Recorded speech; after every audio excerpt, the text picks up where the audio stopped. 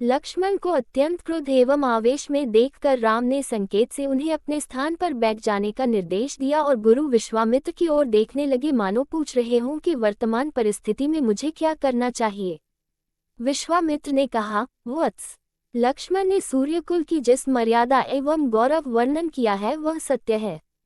अब तुम धनुष पर प्रत्यंचा चढ़ाकर लक्ष्मण के वचन को सिद्ध करके दिखाओ। गुरु की आज्ञा पाकर रामचंद्र मंद गति से पग बढ़ाते हुए शिव जी के धनुष के पास पहुंचे। राम को धनुष की ओर जाते देख सीता और उनकी सखियां तथा जनकपुरी के समस्त दर्शकगण अत्यंत प्रसन्न हुए, किंतु उनकी प्रसन्नता को संशय ने घेर लिया।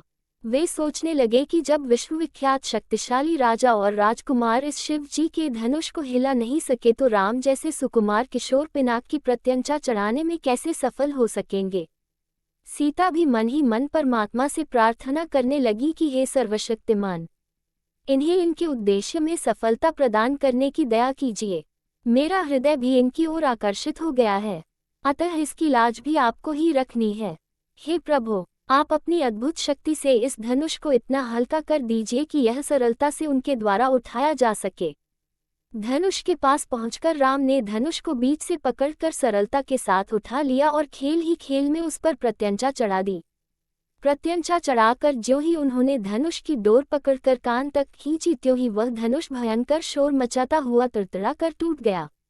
उस नाद से अधिकांश दर्शक मूर्छित होकर भूमि पर गिर पड़े। सिर्फ विश्वामित्र, राजा जनक, राम, लक्ष्मण आदि कुछ ही ऐसे लोग थे जिन पर इस भयंकर स्थिति का कोई प्रभाव नहीं पड़ा। कुछ काल पश्चात जब सबकी मूर्छा दूर हुई तो वे राम की सराहना करने लगे।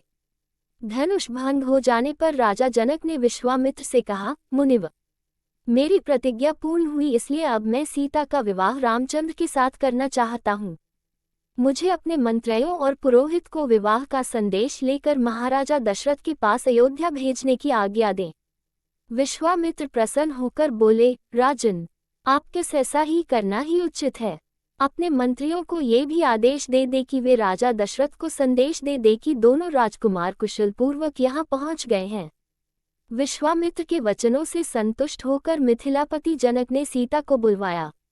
वे अपनी सखियों के साथ हाथ में वरमाला लिए मंथर गति से लजाती हुई वहां आईं जहां धनुष को तोड़ने के पश्चात श्री रामचंद्र खड़े थे।